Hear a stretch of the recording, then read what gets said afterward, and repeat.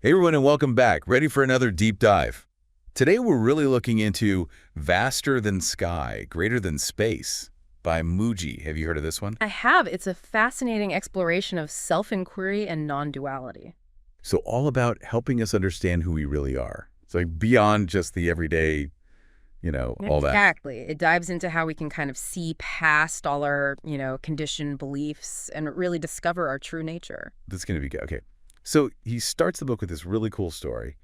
It's about a vase, but it's also got two faces hidden in the shape. Right. It's like those optical illusions where you see one image or the other. Exactly. And it just gets you thinking, like, are we missing something by only seeing one side of things? Yeah, for sure. And I think that's such a great analogy for, how we go through life, right? Like, we all have our own upbringings and experiences that shape the way we see the world. Totally. And so often we get stuck in just one perspective. And Mooji's point is that the truth, our true nature, is already within us. It's already there. We don't have to go searching for it somewhere else. You just have to kind of uncover it. It's more about shifting our perception to recognize what's always been there. Okay, I'm hooked already. So we're not just talking about seeing both the vase and the faces in the image, right? Right. It's like something deeper. Yeah, exactly. He challenges us to go beyond identifying solely with our physical bodies and to start recognizing ourselves as the awareness that experiences the body. So it's like instead of saying, this is my body, it's more like I am the awareness that is experiencing this body. Yes, exactly. It's a subtle but really powerful distinction. It's like in those optical illusions, the image itself doesn't change, but it's our perception of it that shifts. Yeah. And so that's where this whole idea of self-inquiry comes in, right? Absolutely, yeah. So tell me more about that. So Mooji guides us to ask this really simple but profound question. Who am I? Okay, who am I? But it's not about, listing out your job title or your hobbies or even your personality traits. Right. It's about going deeper than those surface level identities to connect with that core of your being. That essence. That I am, that exists before any thoughts or labels. Because even those labels, they can change over time, right? Exactly. They're constantly changing. And he uses that analogy of the mind being like a monkey. Oh, yes. Swinging from branch to branch, thought to thought. Always restless, never finding stillness. And isn't that like the story of our lives a lot of the time? For so many of us, yes. We get so caught up in that endless chatter of the mind. Right.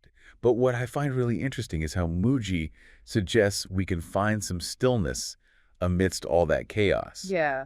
It's like instead of always being lost to the rainforest of our thoughts, we learn to climb above the canopy and gain a new perspective. Yes, exactly. And that's the power of self-inquiry. So powerful. When we consistently bring our attention back to that sense of I am, we can start to observe our thoughts and emotions from a detached space. Okay. And that's when we start to realize that we are not our thoughts. We are not our emotions.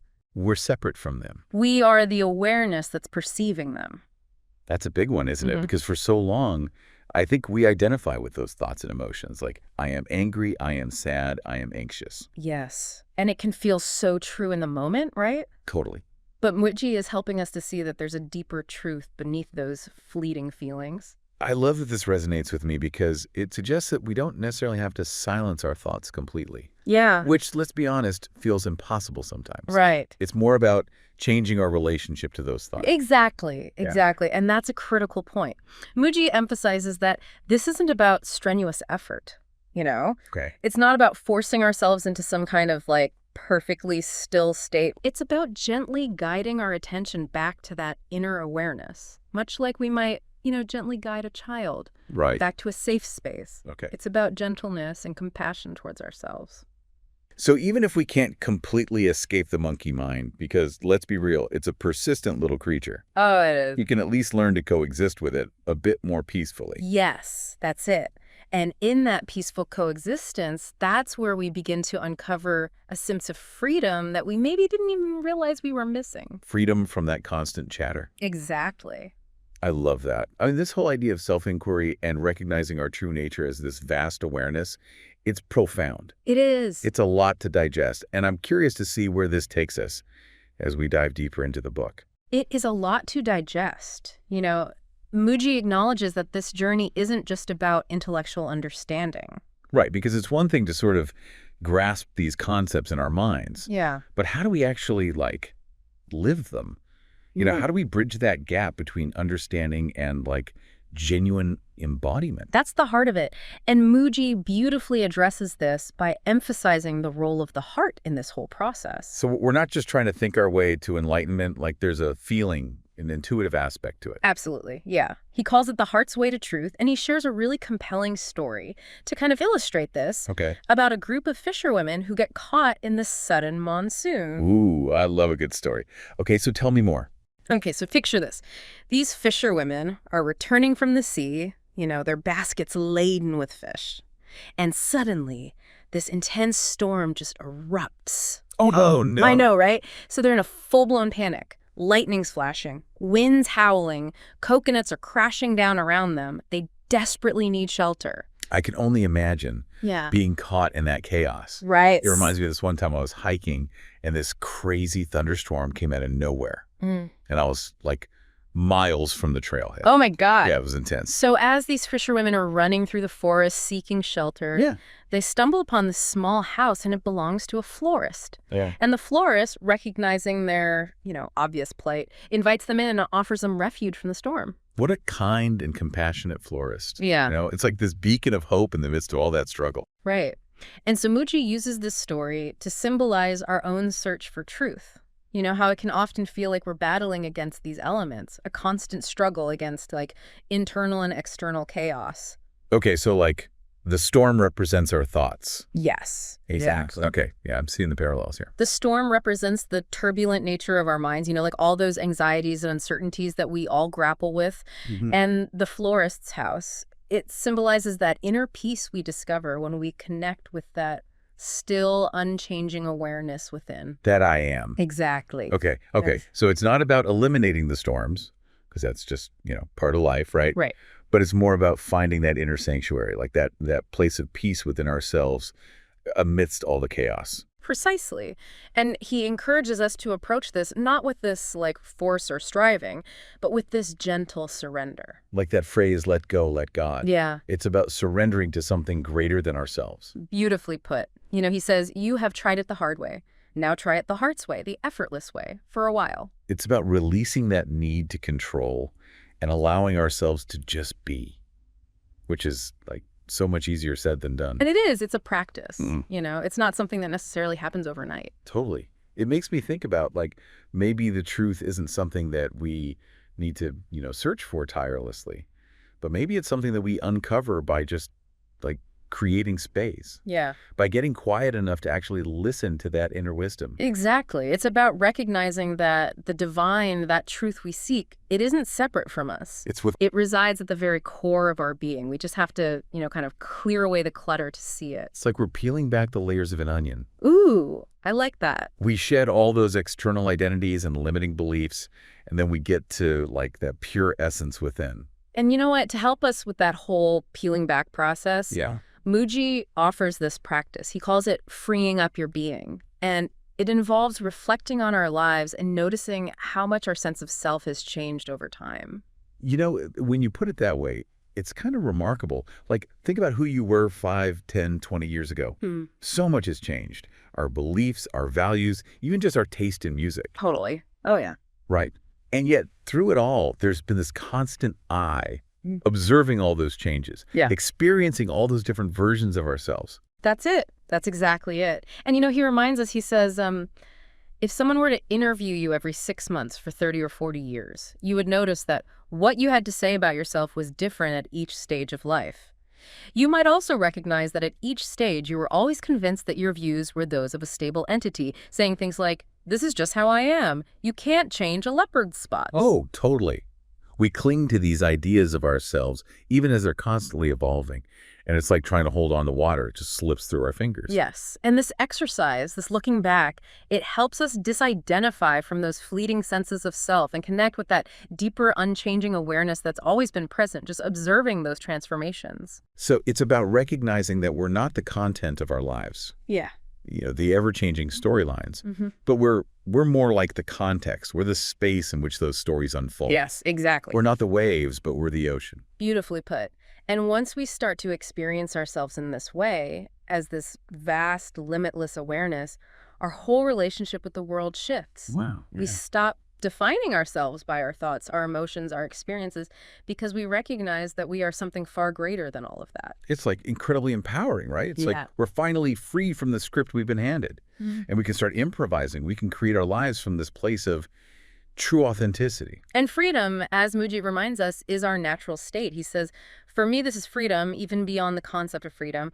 I am the immutable self. The immutable self, that is powerful. Like amidst all this change, amidst this, like the ever-changing nature of life, a part of us remains eternal and unchanging. And that's like deeply comforting. It is. And, while Mooji doesn't offer like a step-by-step guide to access this immutable self, because, the path is unique to each individual, he stresses the importance of consistent practice and self-inquiry. This isn't a one-time achievement, it's a lifelong journey. Exactly. Yeah. And he likens it to tending a garden. It requires patience, dedication, and a willingness to, really nurture the seeds of awareness. And just like a garden, the fruits of our labor might not appear overnight. But with consistent effort, we will begin to see the blossoming of this deeper understanding of ourselves. And those fruits, as Mooji describes them, are like a deep sense of peace, joy, and freedom. Sign me up. I know, right? I want some of those fruits. He says, you will arrive at the realization that you are just joy itself, and everything you do arises out of this joy, out of this spaciousness, light, and love. Now that is a future I can get behind. It's really about recognizing that we're not just our thoughts, our emotions, or even our experiences. So there's like a separation between the I am and all the stuff that our minds are, throwing at us constantly. Exactly. We are the awareness that's aware of those things. Mooji uses a really helpful analogy to illustrate this. It's like a movie playing on a screen. Okay, I'm picturing it. So the movie represents that constant flow of thoughts and feelings, all the ups and downs we go through in life. You got it. No, the screen is like consciousness itself. It's neutral, unchanging. It's simply allowing the movie to play out without being affected by it. So even when the movie's a total disaster, those days when it feels like everything is going wrong, we can find some comfort in knowing that we are not the disaster. Precisely. We are the screen upon which that disaster is being projected. And that is incredibly freeing when you really think about it. It is. Yeah. Because it allows us to observe those thoughts and emotions with more objectivity. Like we don't get so swept up in them. Exactly. It's like we're creating some breathing room, Yeah. between ourselves and that persistent monkey mind. And instead of being controlled by it, we can actually choose how we want to respond. That's where our power lies, in that space between the stimulus and the response. I love that. Mooji says, when you are established in and as the self, whatever is going to happen will just spontaneously arise out of that oneness. If you study and learn as a person, you can only function as a person, maybe as a good person, a skilled person. But when you awaken to the truth, you start moving as a whole environment. Wow. So it's not just about personal transformation, but there's a ripple effect. It impacts how we interact with the world around us. Absolutely. Mooji talks a lot about how when we connect with our true nature, it dissolves that illusion of separation. Yeah. We begin to experience this really profound interconnectedness with all beings, with all of creation. It's a beautiful idea. And it just, I don't know, it makes a lot of sense. Because fundamentally, we're all part of this same universal energy, right? Yep. Exactly. And remembering that interconnectedness can really impact how we live our lives, how we treat others, how we care for the planet. It's like a shift from a mindset of scarcity and separation to one of abundance and unity. Yes. And that shifting perspective, it's so liberating. Mooji says, there is something profound about being in satsang in the heart. It is not merely something mental, not just a pile of information. Somehow your heart comes and takes over your mind. It is almost as if you live life with a tongueless spirituality that speaks for you even if you don't speak about it. Something shines from that inner core. Something shines from that inner core. I love that. It's beautiful. It speaks to this idea that our true nature, it's always radiating outward, whether we're conscious of it or not. It is. And the more we can clear away those mental and emotional obstacles, those things that are kind of obscuring that light, Yeah. the brighter it shines. I love that visual. Mooji encourages us to learn to cultivate this habit of paying more attention to the stable sense of being rather than to the agitated sense of becoming, because the becomings are unending. It's like we get so caught up in chasing that next goal, Mm-hmm. trying to become someone we think we should be. Yeah. And in the process, we miss out on the beauty and the peace that's already present. It's already here. This deep dive into Mooji's work has been so insightful, eye-opening, really. It's given me a lot to reflect on. It's a journey. It's not a destination, right? It's a journey. That's a great point to end on. So listeners, what resonated with you today? How can you bring this idea of I am consciousness into your everyday life? We'd love to hear your thoughts. Keep exploring these ideas and see where they lead you. Until next time, keep diving deep.